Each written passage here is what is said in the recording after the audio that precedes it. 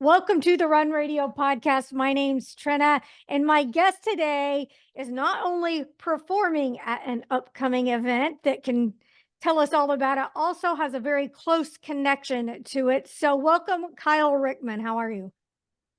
Pretty good, pretty good. So, tell me about this concert that we have coming up in the Ozarks and how you're connected to it. So we are doing the Joe Rickman Memorial Concert. It's a fundraiser concert for Make-A-Wish, specifically Make-A-Wish, Missouri. And I'm connected to it because my mom is one of the creators of it, and I'm also one of the acts. So, Very nice. So, how long have you been involved in music?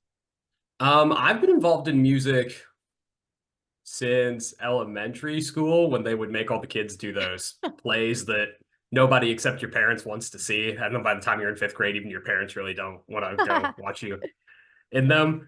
But I've been involved in performing music since middle school, and then I've played guitar since I was 16. So you had a connection with it early on, huh?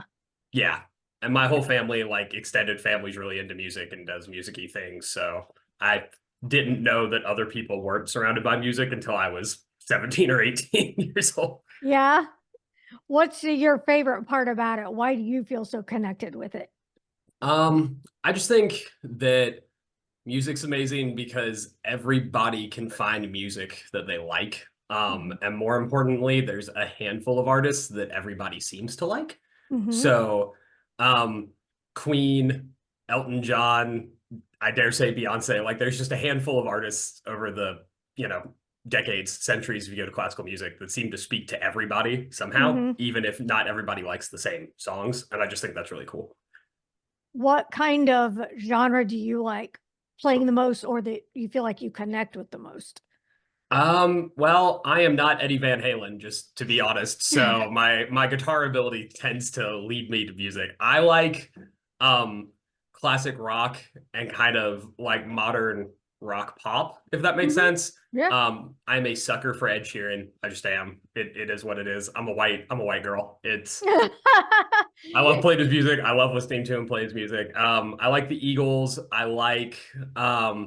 I play some Elton John on my guitar. Basically anything that I think that a lot of people like that I Right. like that I Mhm. can turn to acoustic guitar, I do. So When did it become more than just playing for yourself, but deciding to collaborate and perform more and even be involved with the concert?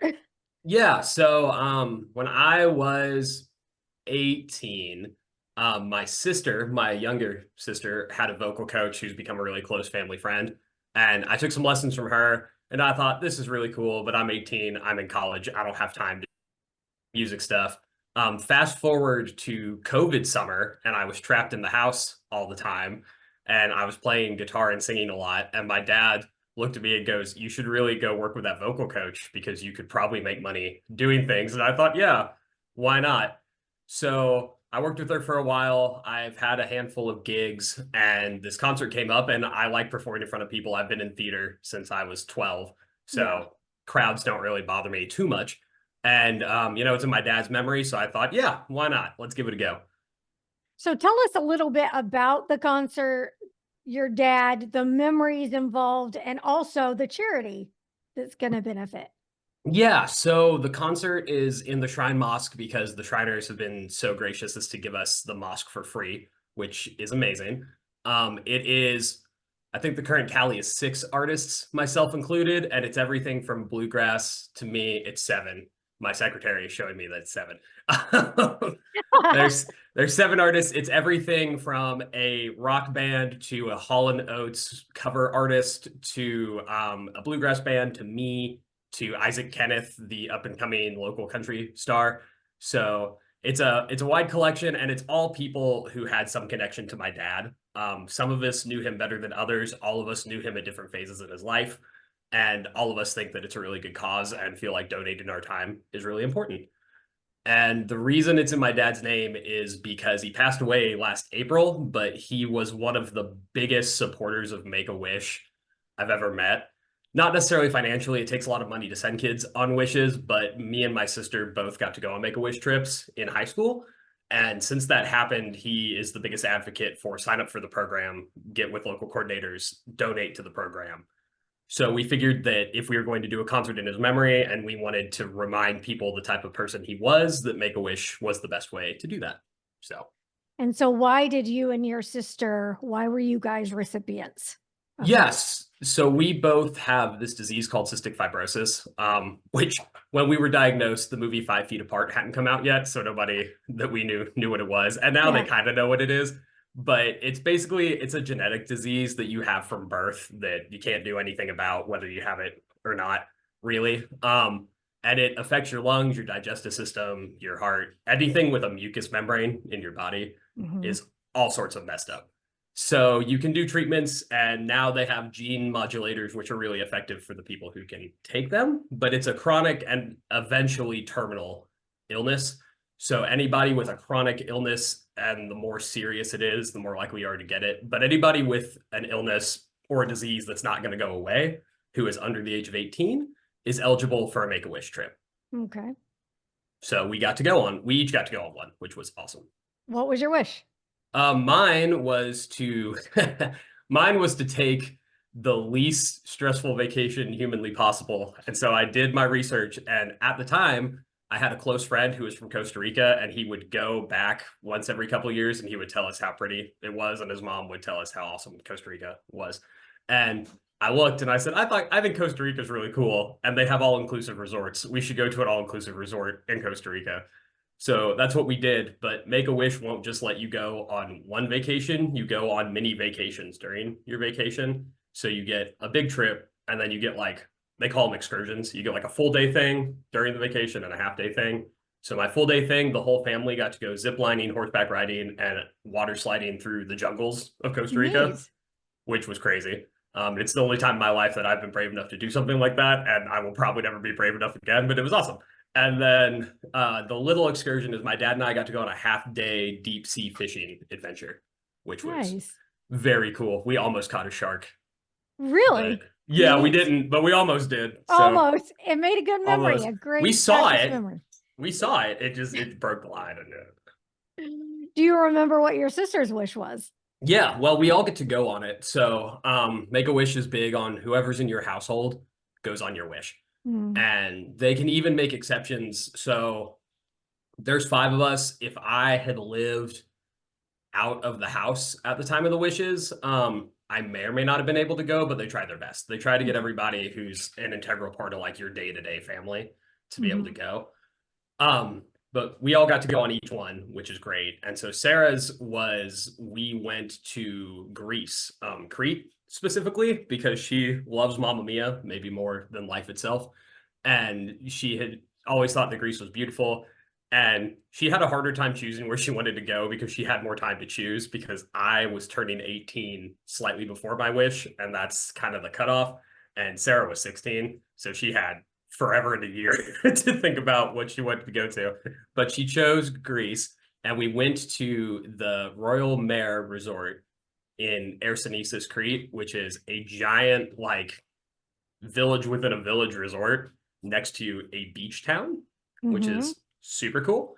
And we got to go there for 8 days, 7 days. And she got to go to the ruins on a private tour with all of us, the Knossos ruins on Crete. And then she also got to go to the Crete Aquarium and get a backstage tour. And when they found out that she was a Make-A-Wish kid, we got an exclusive people who don't work at the aquarium don't get to do it tour. So she got to go see all of the rehabbing wildlife, all the generators. So she got to see the entire, I think the only thing we didn't get to see in the aquarium were the administrative places where there are files that they can't let people see. Everything else she got to go see. So nice. So you made some great memories. You definitely believe in the cause and the charity. Knowing that your dad lost his life suddenly, what do you think, if he had time to make a wish, what do you think that last wish would have been?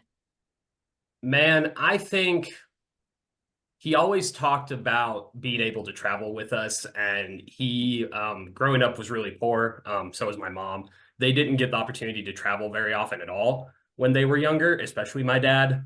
He spent the first man, 20 something years of his life in Missouri without really going anywhere. So if he had been able to make a wish like we did, he probably would have taken us on like a European tour or an African safari or something where it was just the five of us in private groups because he loved traveling. And we traveled separately for Make-A-Wish, but he loved Make-A-Wish because he didn't have to worry about anything. Oh, He didn't have to write the check, he didn't have to budget.